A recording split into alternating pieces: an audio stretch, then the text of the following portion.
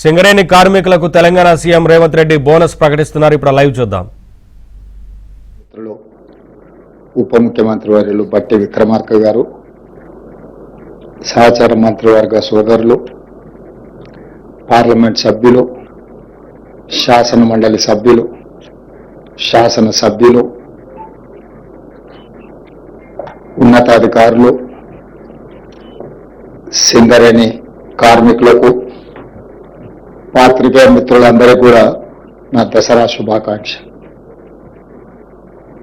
మనందరికీ తెలుసు, తెలంగాణ రాష్ట్ర సాధన ప్రక్రియలో సింగరేణి కార్మికుల యొక్క త్యాగము, వారి శ్రమ చరిత్ర ఎప్పటికీ మరవదు.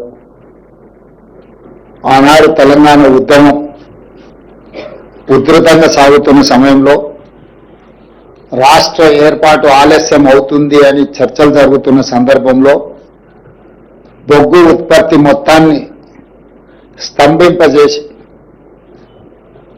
ఆనాటి ప్రభుత్వాల మీద ఒత్తిడి తీసుకొచ్చి తెలంగాణ రాష్ట్ర సాధన ప్రక్రియలో సింగరేణి కార్మికులు ఒక ప్రత్యేకమైన పాత్ర పోషించారు. దాన్ని మా ప్రభుత్వం, మా పార్టీ ఎప్పుడూ వారి యొక్క భాగస్వామ్యాన్ని గుర్తిస్తూనే ఉంటుంది.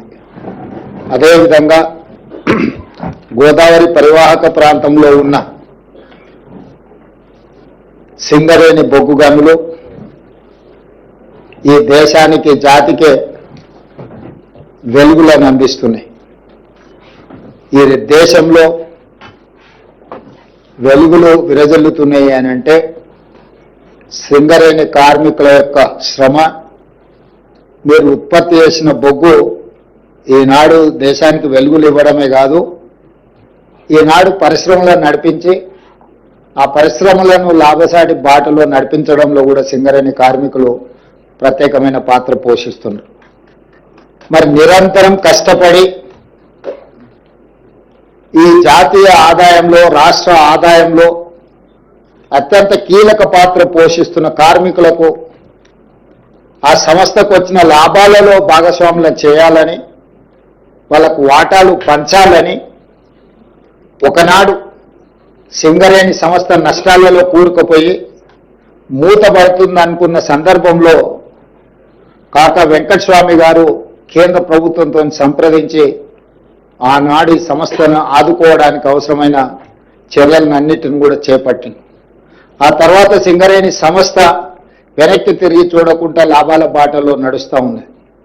ఆ వచ్చిన లాభాలలో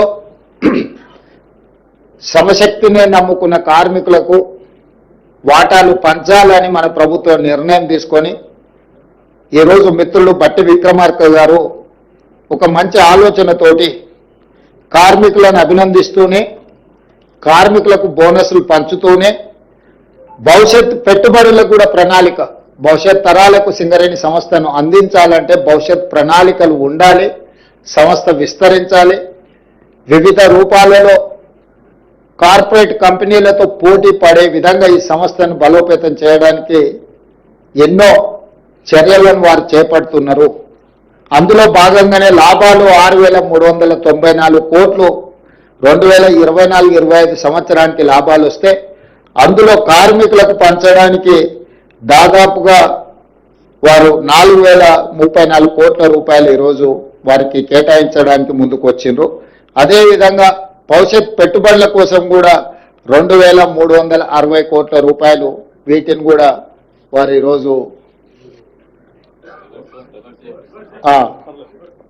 భవిష్యత్ పెట్టుబడుల కోసం 4,034 కోట్ల రూపాయలు, కార్మికులకు బోనస్లు పండుగ సందర్భంగా ఇవ్వడానికి 2,360 కోట్ల రూపాయలు, ఇవి 41,000 పర్మనెంట్ కార్మికుల కోసం ఈ బోనస్. అదేవిధంగా సింగరేణిలో ఉన్న కాంట్రాక్ట్ కార్మికులకు కూడా పండుగ సందర్భంగా మిగతా కార్మికులకు బోనస్ వచ్చి, వీళ్లకు బోనస్ లేకపోతే వాళ్ళు మనసు చిన్నపుచ్చుకుంటారని ఆలోచన చేసి మొట్టమొదటిసారి పోయిన సంవత్సరం భారతదేశంలోనే మొదటిసారి ప్రతి కార్మిక కుటుంబానికి 5,000 రూపాయల బోనస్ ఇవ్వాలని పోయిన సంవత్సరం నిర్ణయం తీసుకోవడం జరిగింది మొట్టమొదటిసారి. ఈసారి 5,500కు పెంచి 30,000 మంది కార్మికులకు దాదాపుగా 819 కోట్ల రూపాయలు ఈ కాంట్రాక్టు కార్మికులకు కూడా ఈ పండుగ సందర్భంగా బోనస్ ఇవ్వాలని మా ప్రభుత్వం నిర్ణయం తీసుకుంది.